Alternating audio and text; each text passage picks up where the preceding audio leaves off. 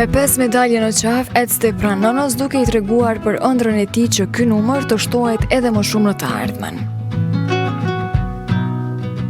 Ky është 12 vjeçari Hasen Gashi nga Prishtina, i cili ka fituar 5 medalje në një garë ndërkombëtare të gjuhëve të mbajtur në Paris.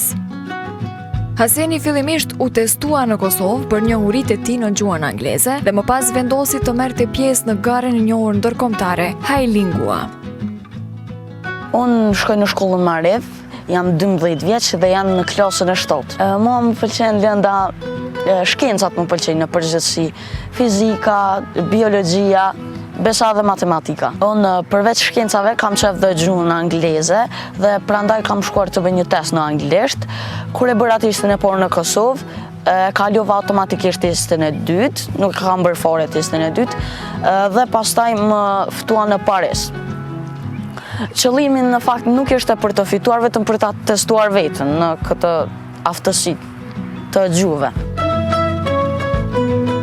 Përveç suksesit në gjuhë, Haseni dhe bashkëkaruesit nga 16 shtete të botës e përjetuan si një përvojë të veçantë qëndrimi në Paris, duke vizituar edhe shumë atraksione turistike të këtij qyteti. Në test pak kam bërë fare pak trajnim, vetëm kam shikuar testet që kam bërë vitet e kaluara dhe i kam plotësuar.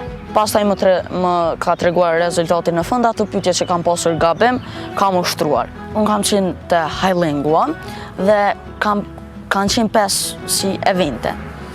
Kam marrë atje 3 medalje të arta dhe 2 të bronzit. 2 të bronzit kam marrë në essay dhe në real life games, kurse 3 të arit kam marrë në debat, quiz show dhe testin final, kështu më të rëndësishmit.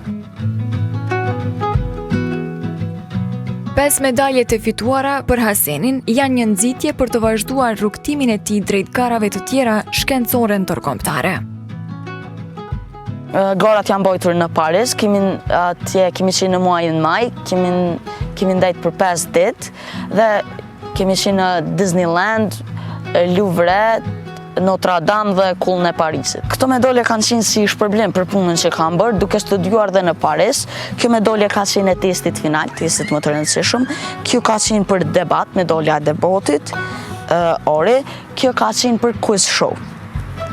Kurse këto 2 të bronzit kanë qenë në essay, është kjo, dhe kjo ka qenë në real life game. Kanë qenë atje 17 shtete dhe 200 e pak nxënës. Për prindërit e Hasenit, pjesëmarrja e tij në këtë garë ndërkombëtare ishte një përvojë e veçantë, por edhe sfiduese, sidomos për shkak të përkrajes financiare që ishte e nevojshme për udhëtimin e tij në Paris. Megjithatë, ata janë të vendosur ta mbështesin Hasenin edhe në sfidat të ardhshme.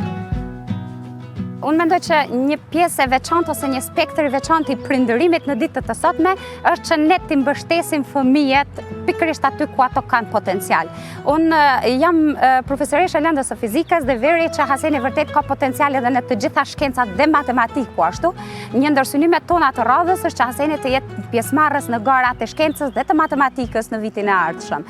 Pa diskutim ne do ta mbështesim si gjithmonë me çdo kusht në mënyrë që Haseni thjesht të shpalos atë që ka brenda vetës së tij. Nëse do jetë fitues ose jo, është një element jo dhe shumë i rëndësishëm. Mirë, po pjesëmarrja mendoj që është shndruar në domosdoshmëri për Hasenin në garat e vitit të ardhshëm. E gjitha kjo eksperiencë e jashtëzakonshme për të gjithë familjen tonë ka qenë e mbushur plot me emocione, ka qenë e mbushur plot me krenari, ndjenja lumturie dhe në të njëjtën kohë dhe ndjenja falënderimi ndaj Zotit dhe ndaj familjarëve të mi të cilat na kanë lehtësuar pafund duke na mbështetur në aspektin financiar.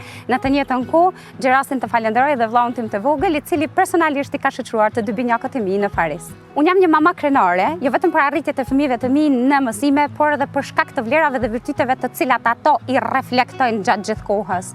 Kjo më bën të kuptoj që këto janë një shembull i gjallë e asaj se pavarësisht kohërave në të cilat ne po jetojmë, me të vërtet ka akoma shpresë. Mirë, po ne si prindër drejt nesh ngrihet detyra parësore që ne të jemi prezent në jetën e tyre. Dhe kur them prezent, nuk e kam fjalën vetëm fizikisht, por të jemi prezent edhe në aspektin emocional. Të mos harrojmë që edukata vjen nga familja dhe ne duhet ta manifestojmë atë të drejtë fëmijëve tanë, me anë të diskutimit, me anë të përkushtimit dhe në të njëjtën kohë me anë të dialogut. Pala nëna është edhe një element jashtëzakonisht të fuqishëm, i cili mendoj se është fjala e një nëne. Gjithmonë fjala e një nëne ka një peshë të pa çmueshme ose të pa krahasueshme në jetën e një fëmije. Momenti i ngritjes së flamurit të Kosovës në skenën që Haseni e ndau me bashkëmoshatarët nga 16 vende të botës, kishte një domethënie të veçantë për të dhe familjen e tij, një ndjenjë krenarie që lidhej edhe me pjesëmarrjen e babait të tij në luftën e Kosovës.